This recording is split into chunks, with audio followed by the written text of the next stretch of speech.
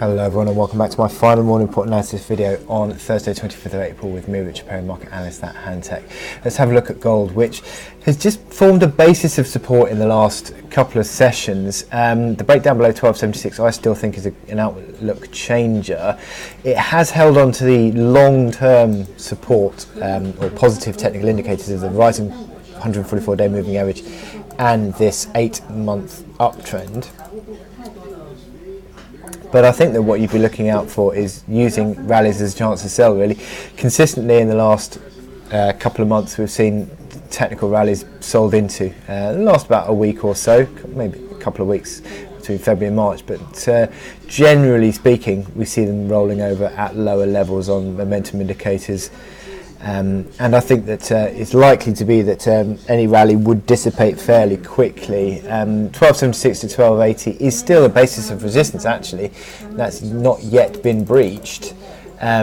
These old lows from January, March and April. Still basis of resistance and yet not breached. But I think if they were to be breached, I think you'd be looking at 1290 as your initial sort of area. It's an old pivot.